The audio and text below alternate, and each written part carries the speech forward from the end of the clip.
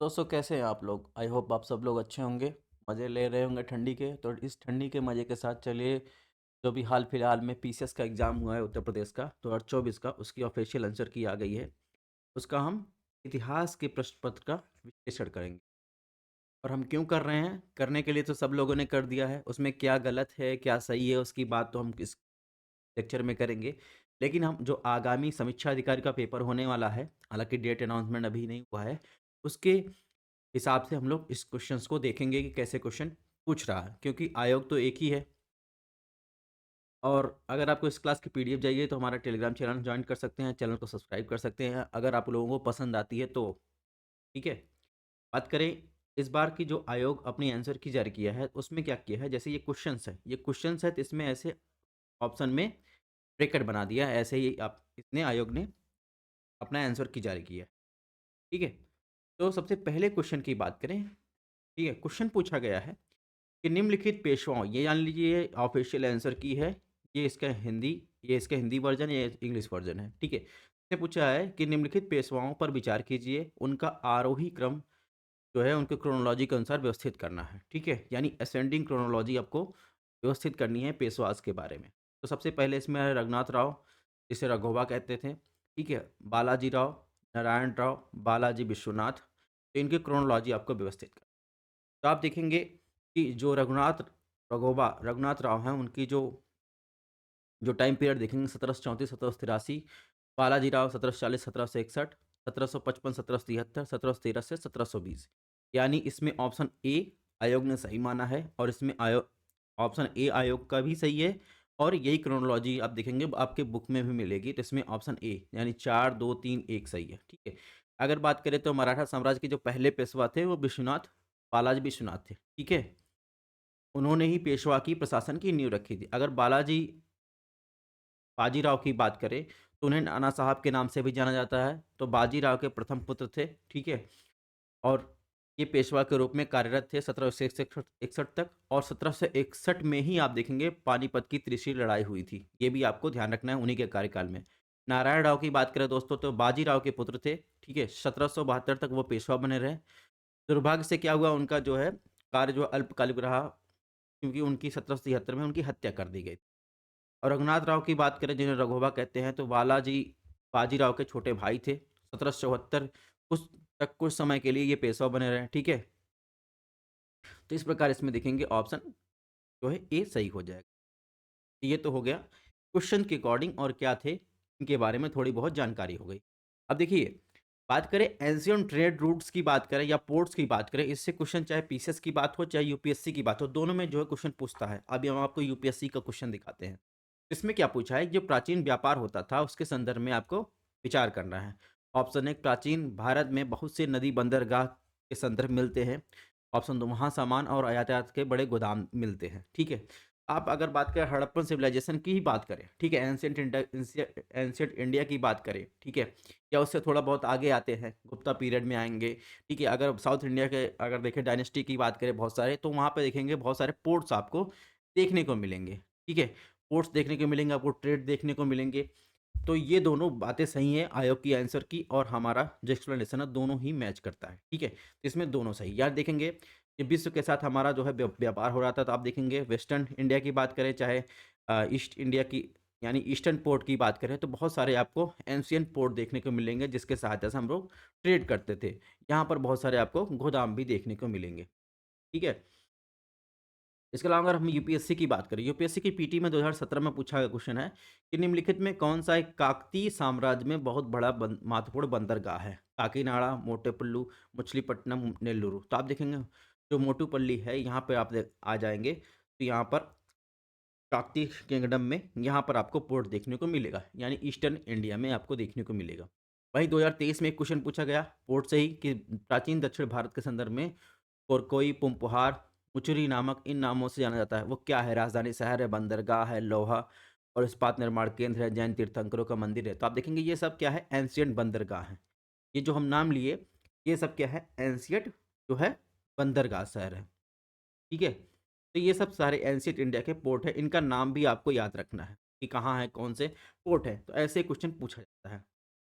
Next question की बात करें, क्वेश्चन नंबर 3 में देखते हैं क्या पूछा है। सेनाज़ रूल यानी सेन का जो शासक थे बंगाल के, उनके बारे में क्रोनोलॉजी पूछा गया, जिसमें बल्लाल सेन, लक्ष्मण सेन, हेमंत सेन, विजय सेन, इनका जो है आपको आरोही क्रम बताना है, ठीक है? यानी असेंडिंग ऑर्डर बताना है। याद रखिए कि ये दोनों एक दू कोई इसमें बेटा है, कोई पुत्र है, तो यही क्रोनोलॉजी आपको बताना है। बंगाल की बात करें, बंगाल में पाल साम्राज्य था, उसका पतन होने के बाद बंगाल में आप देखेंगे तो राजवंश की स्थापना होती है सेन वंश का, ठीक है? तो हेमंत सेन जो था दोस्तों, हेमंत सेन इसका सेन वंश का संस्थापक था, जिसका टाइम पीरियड 1095 से 1096 ईस्वी के बीच आसपास था, ठीक है? वहीं विजय सेन की बात करें तो विजय सेन जो था इसका पुत्र था, ठीक है?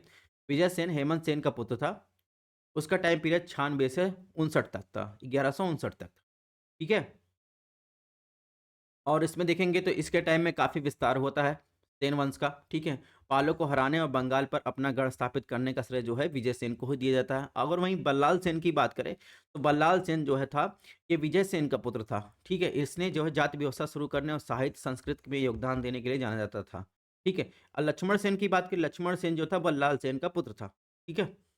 तो ये अंतिम शासक था, ये आपको ध्यान रखना है। और उन्हीं के यानी लक्ष्मण सेन के शासनकाल में ही 1204 में हम देखेंगे बख्तियार खिलजी का आक्रमण हुआ था। इसके कारण देखेंगे तो सेन वंश का पतन होता है, बंगाल में मुस्लिम शासन का उदय होता है। तो इसके हिसाब से देखेंगे तो इसमें ऑप्शन डी जो है सही है। यानी पहले 3 फिर 4 फिर 1 फिर 2। तो इसमें ऑफिशियल आंसर की और हमारा एक्सप्लेनेशन दोनों एक ही है। तो इसमें ये सही है, इसमें कोई कन्फ्यूज़न नहीं है। तो ये आपको ध्यान रखना है। जहाँ रहेगा वहाँ हम आपको बता देंगे। क्वेश्चन नंबर 4 की बात करते हैं। इस क्वेश्चन में कई लोग कह रहे हैं कि अकबर ने बैरम खां को खाने खां की उपाधि दी, वो कह रहे हैं नहीं दी। तो ऑफिशियल आंसर की में इसमें बैरम खां के बारे में आप इसमें देखेंगे, इसमें लिखा है अकबर ने बैरम खान को खाने खां की उपाधि दी, ऑप्शन 2। यह उपाधि साम्राज्य के वजीर के रूप में बैरम खां की नियुक्ति के समय नहीं दी गई थी। इसमें ऑफिशियल आंसर की में इसमें ऑप्शन 1 सही माना है, यानी सिर्फ़ और सिर्फ़ एक ही सही माना गया है, ठीक है? अगर बात करें खाने खां की मतलब क्या होता है, यानी खानों का खान कहा जाता है। तो आप देखेंगे ये विकिपीडिया में लिखा था या सोर्स स्रोत था, तो वहाँ से हमने लिखा लिया है कि अकबर ने बैरम खां को 14 फरवरी 1556 में मुगल सम्राट के रूप में ताज पहनाए जाने पर खाने खां की उपाधि प्रदान की थी, ठीक है? और दूसरा ऑप्शन तो गलत है। यानी आप देखेंगे बैरम खां को खाने खां की उपाधि जो वास्तव में वकील, प्रधानमंत्री और मुगल सेना के कमांडर इन चीफ के रूप में नियुक्त के समय दी गई थी, यह कथन जो है गलत है, ठीक है? बल्कि अकबर ने सम्राट के रूप में राज्याभिषेक के तुरंत बाद दी गई थी। तो ये तो बात हो गई। अगर वहीं बात करें खाने खां की जो बात कर रहे हैं, अकबर की बात करें, तो अकबर जो है 1556 से 1605 तक इसका टाइम पीरियड था।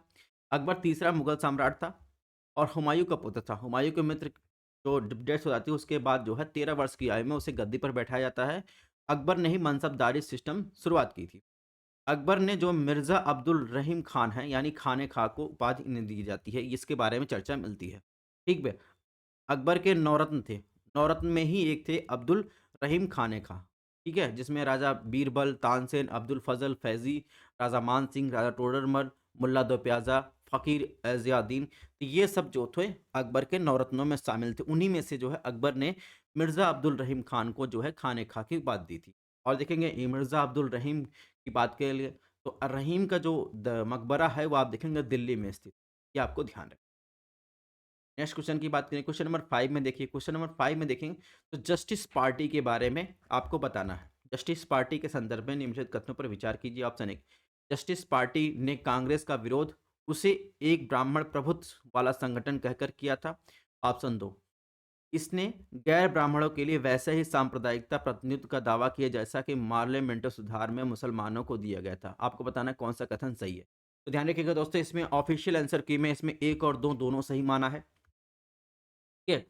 तो अगर एक्सप्लेनेशन की बात करें, तो जस्टिस पार्टी की बात करें, मद्रास प्रेसिडेंसी में एक राजनीतिक संगठन था। इसने दक्षिण भारत के सामाजिक और राजनीतिक इतिहास में महत्वपूर्ण भूमिका निभाई। ठीक है? और खासकर जो थी ये राजनीति और प्रशासन में ब्राह्मणों के वर्चस्व का विरोध करने में इसने भूमिका निभाई। ठीक है? कथन 1 की बात करें तो जस्टिस पार्टी ने कांग्रेस का विरोध करते हुए ब्राह्मणों को वर्चस्व वाला संगठन बताया। ये कथन सही है। क्यों? क्योंकि आप देखेंगे जस्टिस पार्टी का जो गठन हुआ था मुख्य रूप से गैर ब्राह्मण अभिजात वर्ग द्वारा किया गया था। यानी जिन्हें जिन्हें लगता था कि भारतीय राष्ट्रीय कांग्रेस में ब्राह्मणों का वर्चस्व है और यह गैर ब्राह्मणों के हितों का पर्याप्त प्रतिनिधित्व नहीं करता है, तो इसके विरोध में जो है जस्टिस पार्टी का गठन हुआ था। अगर कथन 2 की बात करें, तो इसने गैर ब्राह्मणों के लिए उसी सांप्रदायिक प्रतिनिधित्व का दावा किया था जैसे मार्लियामेंट ऑफ सुधार ने मुसलमानों को दिया था। ये कथन दिया गया था ऑप्शन 2 में। अगर वहीं बात करें इस कथन, तो ये भी कथन सही है, क्यों? क्योंकि जस्टिस पार्टी ने सरकारी सेवाओं, विधायी निकायों में गैर ब्राह्मणों के लिए सांप्रदायिक प्रतिनिधित्व की मांग की थी। जैसा आप देखेंगे मार्लियामेंट ऑफ सुधार जो कि 1909 में आया था, उसके तहत मुसलमानों को अलग निर्वाचन क्षेत्र और सांप्रदायिक प्रतिनिधित्व के समान था। ठीक है? तो ये दोनों बातें सही हो जाती हैं।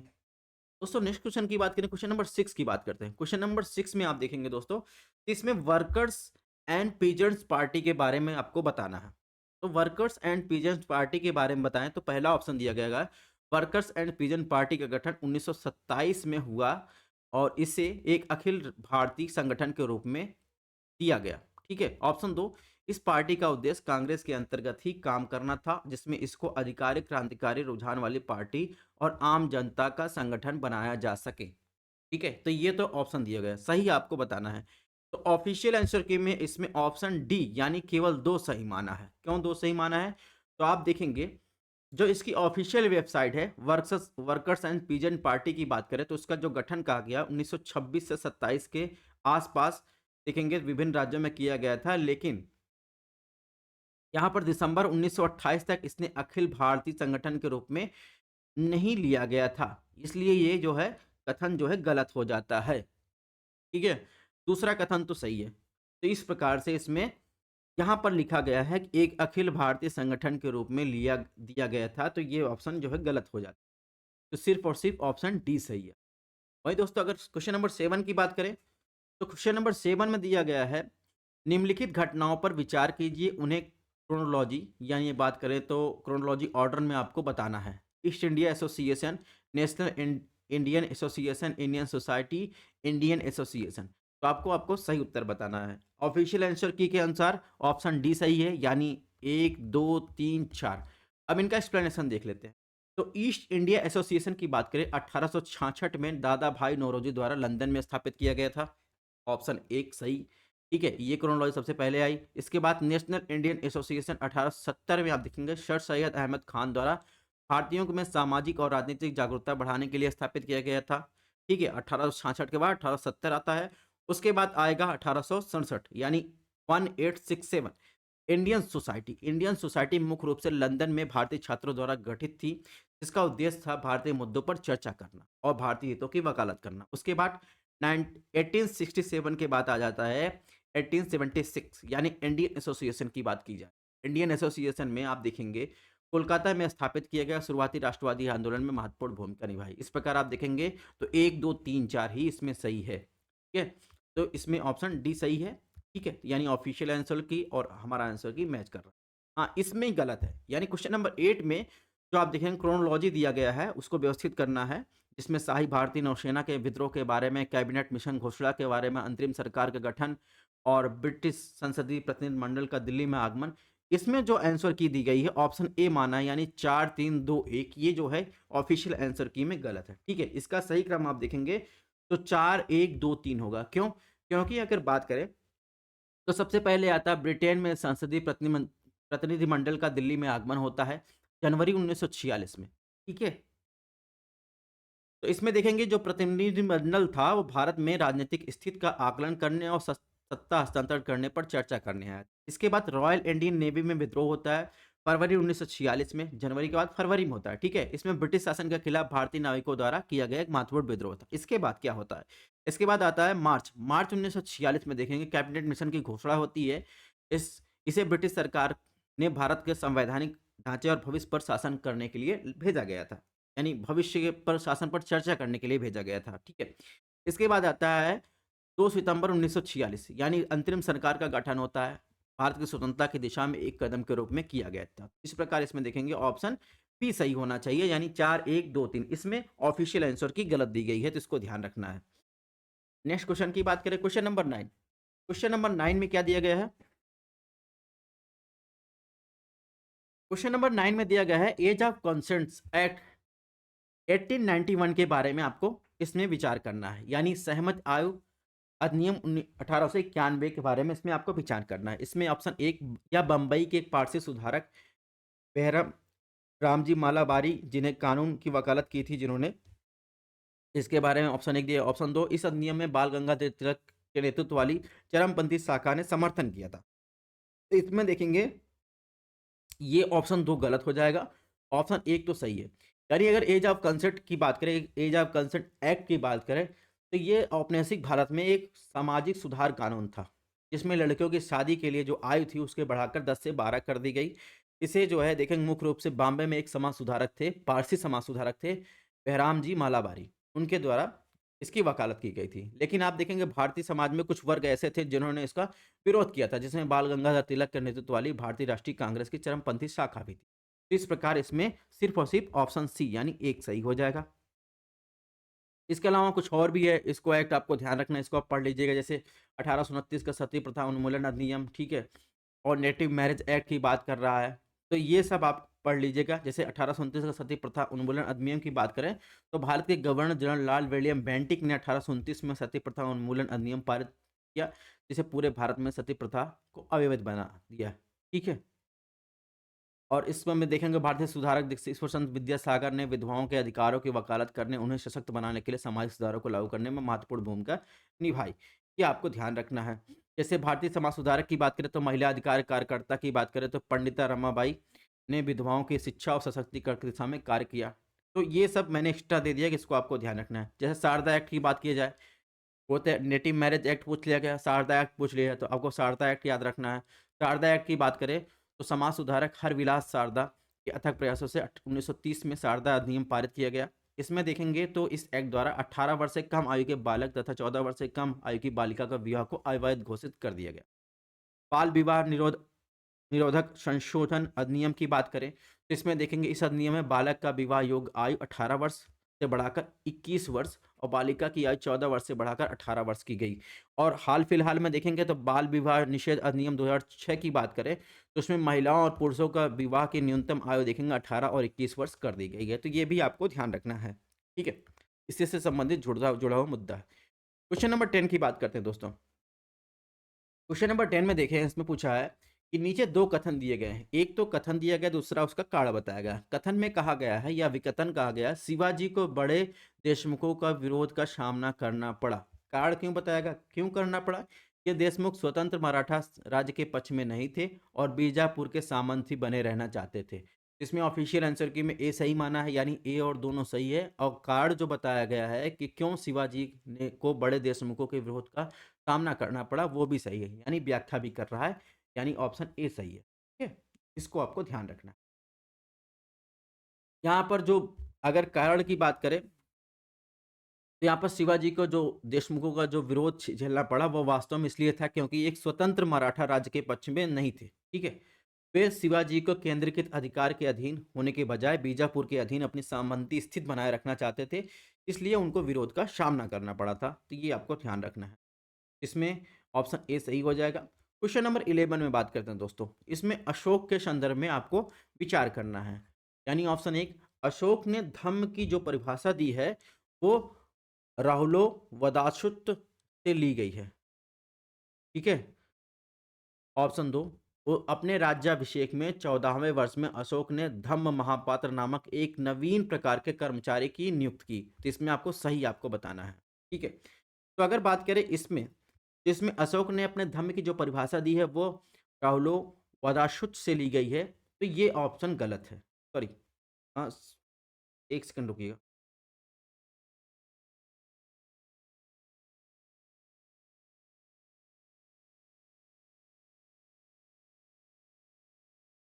तो इसमें करेक्ट आंसर बताना है। तो ये तो जो है आप देखेंगे इसमें ऑप्शन 1 जो है इसमें गलत है, ठीक है। क्यों? क्योंकि बात करें तो ऐसी कोई अशोक की धम्म की जो अवधारणा थी वो बौद्ध शिक्षाओं से प्रभावित थी। विशेष रूप से आप देखेंगे नैतिक आचरण और सामाजिक जिम्मेदारी संबंधित थी।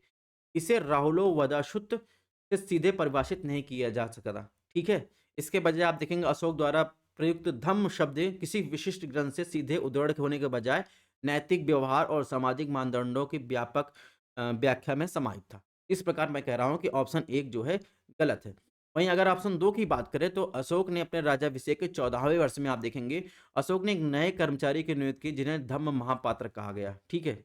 यानी ये अधिकारी जो होते थे दोस्तों, ये ये क्या करते थे, ये नीतियों को पालन कराने सुनिश्चित करते थे, नैतिक आचरण, सामाजिक कल्याण के बारे में उनके संदेशों को फैलाने के लिए ज़िम्मेदार थे। तो इसमें इसमें भी आंसर की में आप देखेंगे सिर्फ़ और सिर्फ़ ऑप्शन जो है 2 सही होना चाहिए, ठीक है? यानी ऑप्शन डी सही होना चाहिए, इसमें ऑप्शन 1 जो है गलत है, ठीक है?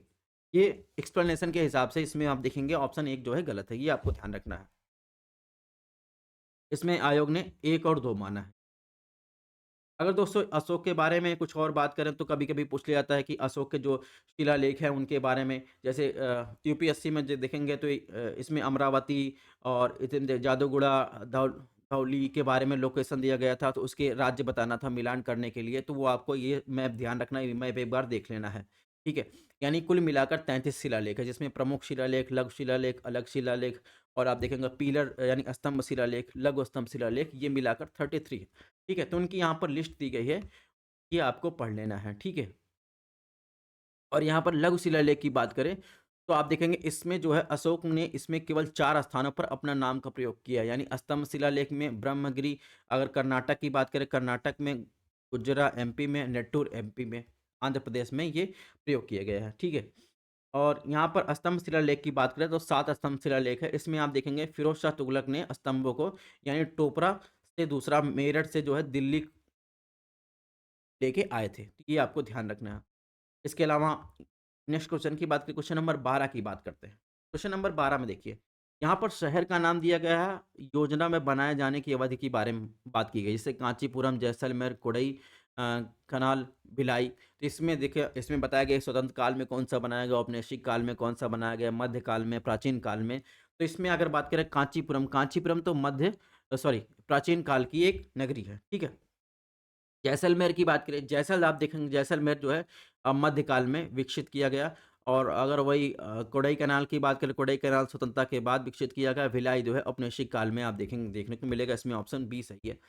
अगर कांचीपुरम की बात करें तो ये खासकर पल्लव वंश के तहत आता है, ठीक है? जैसलमेर की बात करें मध्ययुगीन शहर है, जिसे आप किले वास्तुकला के लिए जाना जाता है, ठीक है? 12वीं शताब्दी में रावल जैसल ने इसकी स्थापना की थी और कोडई कैनाल की बात करें तो कोडई कैनाल देखेंगे तमिलनाडु का एक हिल स्टेशन है, जिसे ब्रिटिश औपनिवेशिक काल में बनाया गया था, गर्मियों से बचने के लिए जो है विकसित किया गया। भिलाई की बात करें छत्तीसगढ़ में एक योजनाबद्ध क्या है इंडस्ट्रियल एरिया है, ठीक है? स्वतंत्रता के बाद विकसित किया गया, सोवियत संघ के सहयोग से स्थापित किया गया। ठीक है? ये बातें आपको ध्यान रखनी है। क्वेश्चन नंबर 13 की बात करते हैं। इसमें पूछा गया है, कथन दिया गया है, कार्ड दिया गया है। यानी भारत पर तुर्की का आक्रमण सफल हुआ। कार्ड बताया गया, उत्तर भारत में राजनीतिक एकता नहीं थी।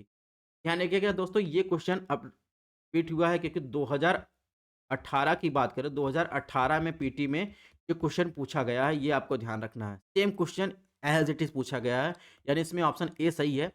जो ये देखिए 2018 में पीटी में पूछा गया है कि तुर्की आक्रमण या भारत जो है भारत पर जो है सफल रहे, क्यों? क्योंकि उत्तर भारत में कोई राजनीतिक एकता नहीं थी। तो ये ध्यान रखिएगा कि क्षेत्रीय साम्राज्य का विस्तार था उस टाइम, ठीक है, भारत में, और जो सीमाएँ थी वो असुरक्षित थी, वो आपस में ही लड़ रहे थे, इससे तुर्क जो देश थे उसमें आक्रमण करने का मौका मिला। महमूद गज़नी की बात करें तो 1112 शताब्दी में देश पर आक्रमण करने वाला पहला शासक बना। तो इसमें आप देखेंगे दोनों क्वेश्चन पूछे गए हैं, इसमें ऑप्शन ए सही, जो आयोग माना है वही सही है, ठीक है? नेक्स्ट क्वेश्चन की बात करें, क्वेश्चन नंबर 14 की बात करते हैं। 14 में दोस्तों क्या पूछा है? इसमें पूछा है कांग्रेस सोशलिस्ट पार्टी के संदर्भ में आपको बताना है। ऑप्शन 1 जनवरी 1934 में कांग्रेस सोशलिस्ट पार्टी का गठन किया गया। ऑप्शन 2 समाजवाद में सहानुभूत होने के कारण औपचारिक रूप से जवाहरलाल नेहरू इस दल में शामिल हुए। ऑफिशियल आंसर किन्हें माना है? ऑप्शन बी सही है, ना तो 1 ना तो 2, यानी दोनों गलत है, ठीक है? ये ध्यान रखिएगा, इसमें कांग्रेस सोशलिस्ट पार्टी के बारे में ऑफिशियल आंसर किन्हें माना है कि दोनों गलत नहीं है, ठीक है?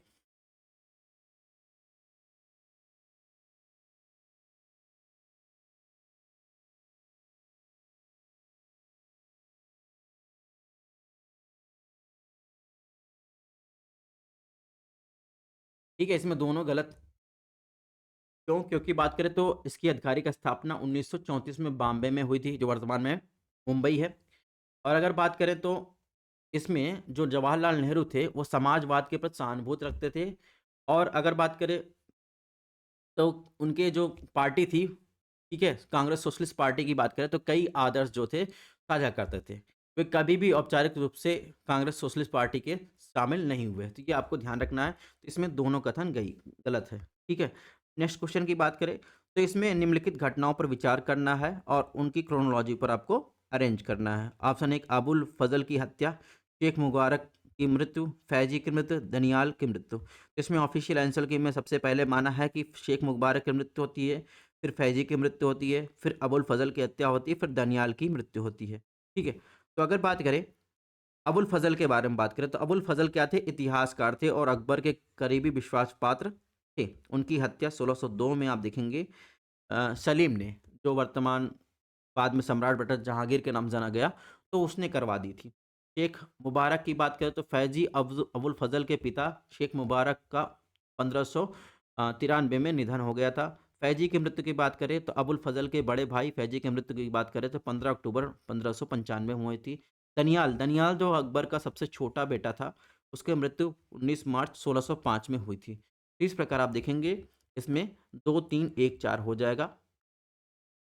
नेक्स्ट क्वेश्चन की बात करें तो नेक्स्ट क्वेश्चन में क्या पूछा है? इसमें ध्यान रखिएगा, क्रोनोलॉजी के संदर्भ में क्वेश्चन पूछा गया है। भर-भर के क्रोनोलॉजी पूछी है, ठीक है? तो इसमें भी आप देखेंगे जो निम्नलिखितों का अगस्त प्रस्ताव आया था, क्रिप्स मिशन का भारत का आगमन हुआ था, रामगढ़ का कांग्रेस अधिवेशन हुआ था, कांग्रेसी मंत्रियों के त्यागपत्र। तो आपको बताना है, इसकी सही क्रोनोलॉजी बतानी है। इतना तो मुझे भी याद नहीं रहता कि कई जगह ऐसे पूछ लिया गया है कि क्रोनोलॉजी जो ये दनियाल और इनकी मृत्यु कब हुई थी, तो मुझे भी नहीं याद रहता। देखो, फेंकने की बात और है कि हम फेंक दें यहाँ से, तो कितना भी पढ़ लो, उनको जो पूछना है वो पूछते रहेंगे। हाँ, लेकिन क्वेश्चन देखने पर थोड़ा अंदाज़ा हो जाएगा कि कहीं क्वेश्चन आप देखेंगे या पढ़ते रहेंगे तो आपको दिमाग में रहेगा कि ऐसा भी क्वेश्चन पूछ लिया जाता है, तो आपको याद रहेगा। इसलिए मैं एक्सप्लेनेशन दे रहा हूँ, ठीक है? अगर बात करें ऑप्शन बी की बात करें, तो इसमें ऑप्शन बी जो है माना, यानी पहले आप देखेंगे कांग्रेस मंत्रियों का त्यागपत्र होता है, फिर रामगढ़ का कांग्रेस अधिवेशन होता है, क्रिप्स का मिशन का भारत में आगमन होता है, फिर आप देखेंगे सॉरी, इसमें अगस्त प्रस्ताव आता है, फिर क्रिप्स मिशन का भारत में आगमन होता है। तो अगस्त प्रस्ताव होता है, उसकी घोषणा आप देखेंगे 8 अगस्त 1940 को की गई थी। युद्ध के बाद भारत को डोमिनेंट स्टेट का वादा किया गया था, यानी सेकेंड वर्ल्ड वॉर के दौरान जो है भारतीयों का सहयोग प्राप्त करने के लिए क्रिप्स मिशन आता है भारत में। सर स्टैफोर्ड क्रिप्स के नेतृत्व में मार्च 1942 में भारत पहुंचता है। तो ब्रिटिश सरकार जो थी उस टाइम, वो युद्ध के बाद जो है भारत को डोमिनियन स्टेट और एक संविधान सभा की पेशकश करने की इच्छा जाहिर करती है, उसका समर्थन करती है। उसका समर्थन प्राप्त करने के लिए क्रिप्स मिशन भारत आता है। रामगढ़ का कांग्रेस अधिवेशन मार्च 1940 में होता है। यह अधिवेशन महत्वपूर्ण था क्योंकि पूर्ण स्वतंत्रता की मांग को दोहराया गया था और इसमें ब्रिटिश शासन के साथ समझौते को भी अस्वीकार कर दिया गया था।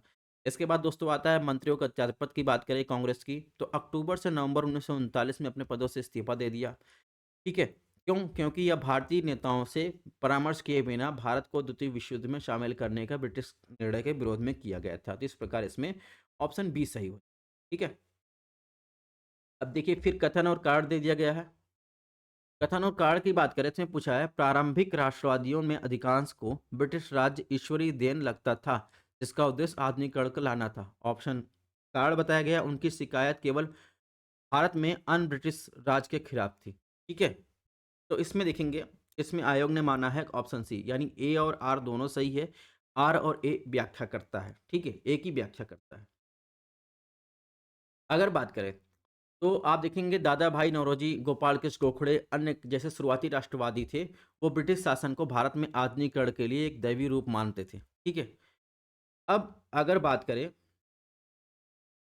दूसरा कथन जो था गलत है, क्योंकि इसमें अगर बात करें तो दावा किया गया कि केवल ब्रिटिश शासन के खिलाफ शिकायत की थी। यह कथन गलत है, क्योंकि आप देखेंगे शुरुआती राष्ट्रवादी आर्थिक शोषण, भारतीय प्रतिनिधित्व में कमी, नस्लीय भेदभाव, नागरिक अधिकारों पर प्रतिबंध, विभिन्न शोषणकारी नीतियों सहित कई शिकायतें थी। उनका विरोध और मांगे गैर ब्रिटिश शासन के बारे में शिकायत करने से कहीं अधिक व्यापक दिख रही थी। तो इसमें देखेंगे तो इसमें इसमें जो है ऑप्शन ए सही होता है।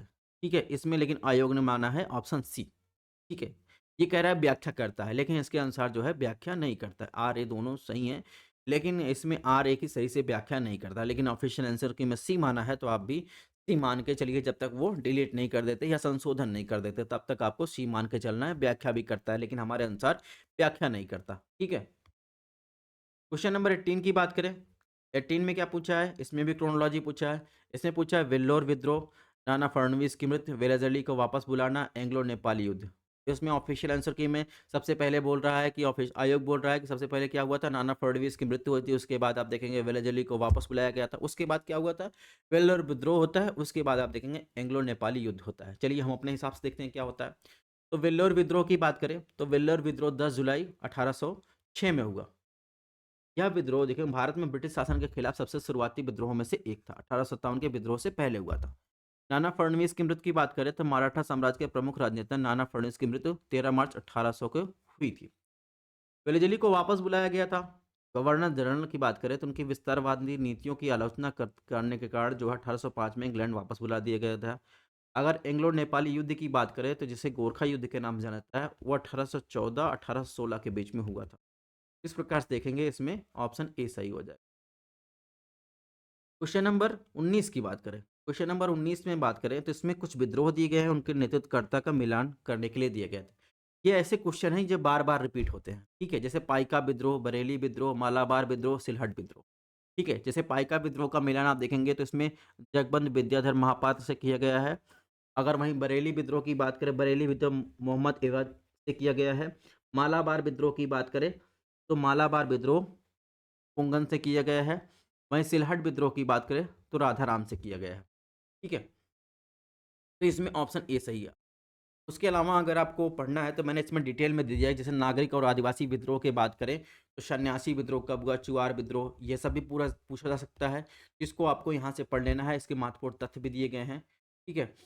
अगर क्वेश्चन के अकॉर्डिंग एक्सप्लेनेशन देखें तो पाइका विद्रोह 1817 में उड़ीसा में ब्रिटिश शासन के खिलाफ एक विद्रोह था। इसके नेता जगबंद विद्या महापात्र थे। बरेली विद्रोह की बात करें, यह विद्रोह 1857 के दौरान हुआ था। इससे जुड़े नेता मोहम्मद एवाज थे। मालाबार विद्रोह किया केरल में, मोपला विद्रोह 1921 का हिस्सा था। के नेता कुंगन थे। सिलहट विद्रोह की बात करें, सिलहट क्षेत्र में हुआ और नेता जो है राधा खान थे। तो ये तो बात हो गई। इसके अलावा अगर मैंने इसकी बात की नागरिक और आदिवासी विद्रोह के, इसमें दिए गए हैं कुछ अन्य जो विद्रोह हैं, हो सकता है पूछे जाएँ। यहाँ पर सारी डिटेल लिखे गए हैं, उसको आपको देख लेना है। मुंडा विद्रोह की बात करें तो सरकार ने 2021 में 15 नवंबर को बिरसा मुंडा जयंती जनजातीय गौरव दिवस के रूप में मनाने की घोषणा की है, इसको आपको ध्यान रखना है। अब अन्य नागरिक और आदिवासी विद्रोह, तो यहाँ पर देखें फकीर विद्रोह, रंगपुर, पागलपंथी, पाइका विद्रोह, परेजी विद्रोह, अहोम, खासी, कूका, मणिपुर। तो उनके नेतृत्वकर्ता, स्थान और समय, यहाँ पर क्रोनोलॉजी के संदर्भ में क्वेश्चन पूछा जाता है। ये आपके लिए इंपॉर्टेंट हो जाता है, इसको आपको देख लेना है।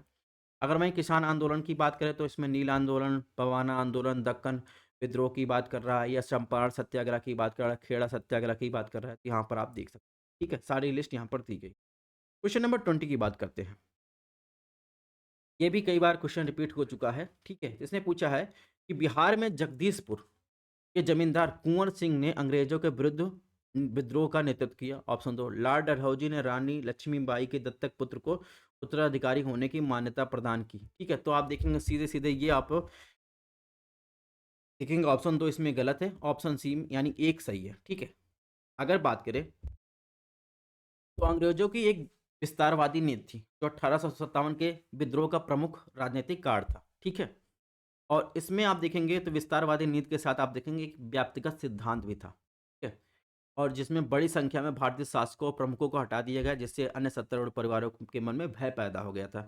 इसी के दौरान देखेंगे रानी लक्ष्मीबाई के दत्तक पुत्र को झांसी के सिंहासन पर बैठने की अनुमति नहीं, ये आपको ध्यान रखना है। अब व्यक्तिगत सिद्धांत क्या था? 1840 में वो लॉर्ड डलहौजी द्वारा पहली बार ये लाया गया था।